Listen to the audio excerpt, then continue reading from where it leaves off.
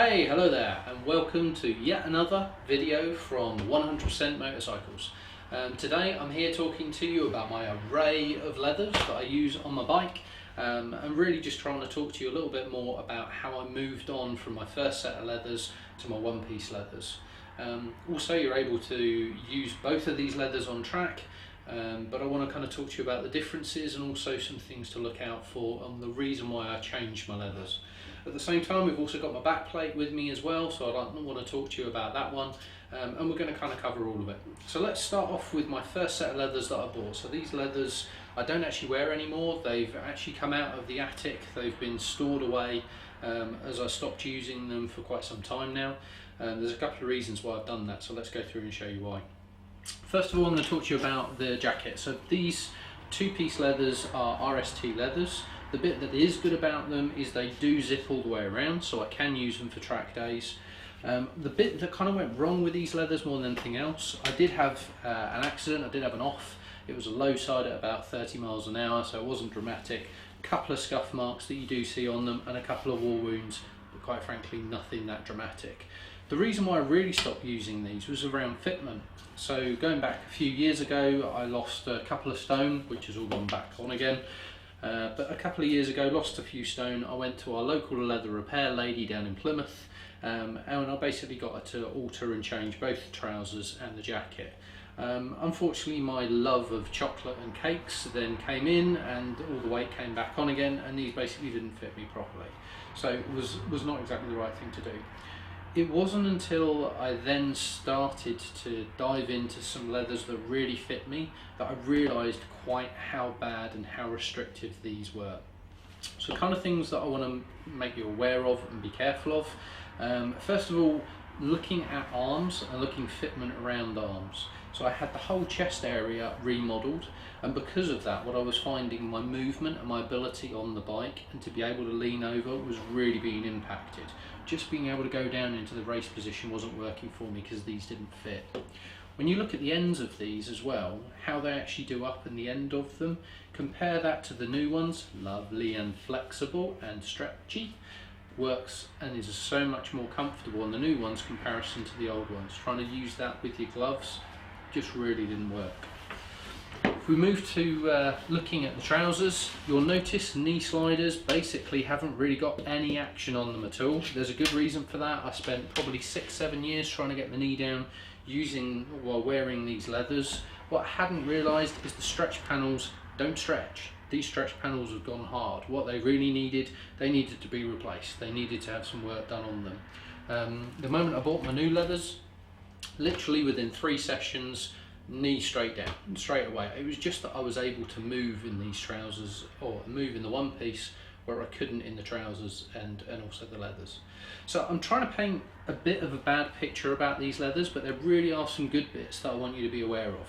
So first of all, Frank Thomas leathers, they're not what you would really deem as your main brand. However, one of the things that has really come out and has been picked up by people that really know what they're talking about when they're modifying these leathers is the thickness and the quality of the leather. So actually these leathers are really, really thick. When these had their alterations done, the lady that did the alterations actually broke 3 needles just trying to do the stitching on these leathers because they're that thick and that worthwhile. They were really, really cheap. These whole set of leathers were under £200 for both of them. So, you know, really good. There is another thing you really want to consider if you're doing track days, in particular when you get hot at the track. So one of the disadvantages of wearing a one piece is that when you come in, you've still got to wear it. You can't take it off. One of the really good things with these is you obviously keep your trousers on, but you're able to take your jacket off and actually cool down a little bit before you go out on your next session. And that one works really, really well.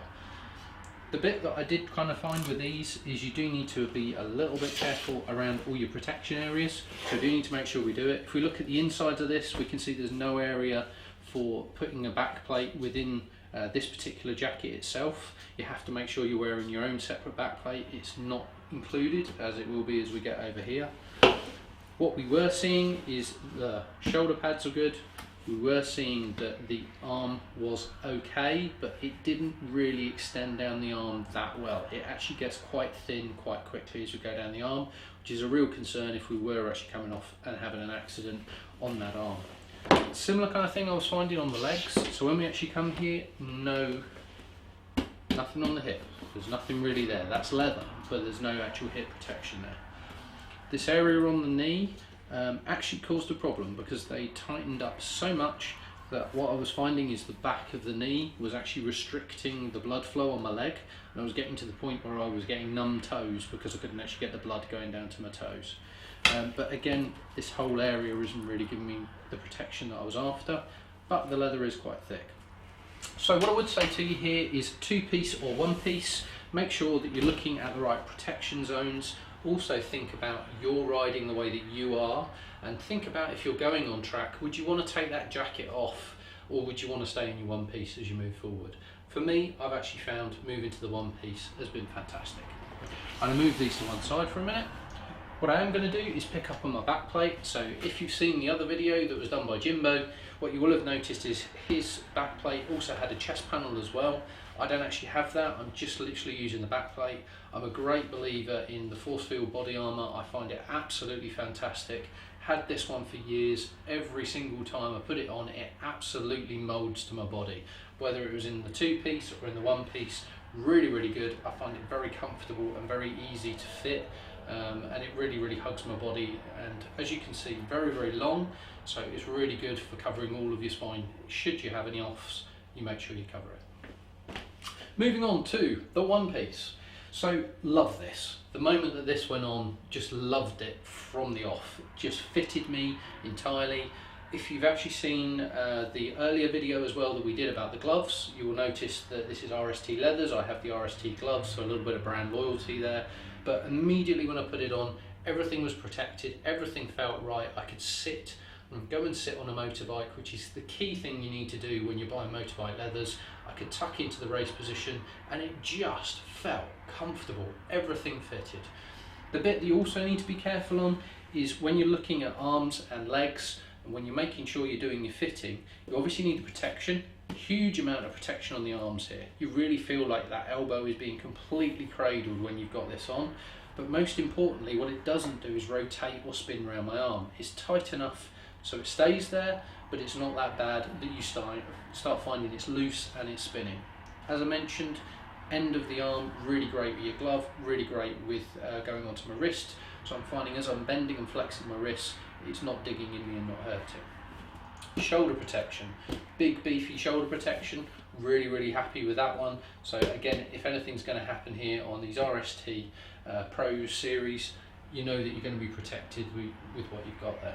The interesting piece that I found with this one is if we open this one up, what you do have inside is an area for CE approved body armour. So if you did decide that you didn't want to wear a separate back protector, you can actually automatically have one that sits within the suit already. Now I actually chose not to, I prefer the separate one that moulds to my back, but if you did want to do that, this one basically supports that.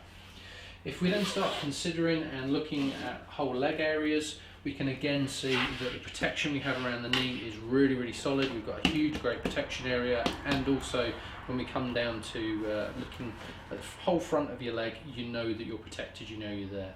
What you can see from the bottom here, you can clearly see I'm tucking in the bottom of my leathers into my boot, and also a little bit of sweat marks along here, so we do need to talk to you about leather cleaner as well, and also making sure that we've got some kind of leather moisturiser that looks after everything. So that's what we've got there. On the back, very similar to Jimbo, one of the things that we do enjoy doing is having a little bit of fun, getting our names out there. So I've got Menzies 3032, which is a name I like to use to identify myself, so we've got that on the back. Again, a speed hump on here, but this one's actually a hydro pack, so if I wanted to, I could actually put in some liquids in here and have that running through and feeding, so I could basically take a drink while I'm actually on track. So again, found that one really useful. So quite a few things that we wanted to show you that is going through the different leathers and the different aspects of these leathers and where they go. The key message here, one, make sure they fit you. Make sure that they are comfortable in them. Don't be in a situation where you're going to wear them for 5 minutes and you start losing the finger in your feelings or your toes. That really is not right. You shouldn't be doing that. It's got to fit you, it's got to be right. Don't let it be too tight, but at the same time don't let it be too loose. If it revolves around your arm when you fall off, that great protection that's going to be on your elbow isn't going to be on your elbow anymore. So critical that it fits you properly. Then it comes down to personal preference. You need your protection. You need to then decide, are you going one piece, are you going two piece, what is better for you. Also from a budgetary point of view, you're probably going to find going two piece is going to be slightly cheaper for you than going one piece. These cost me at NEC Motorbike Show, we've mentioned this a few times with the purchases that we've done. I think these were £320 for me to buy, so I think that's pretty reasonable for the quality of the leather that we see on them and the amount of protection that we've got there. So hope you've liked this video. If you have, please remember to like and subscribe the video along the way. Any comments that you have at all with regards to the videos, please stick the comments down below. I'd love to know what leathers you're using also, and what you think of this video, and also what you think of the leathers. Thanks very much, and see you next time.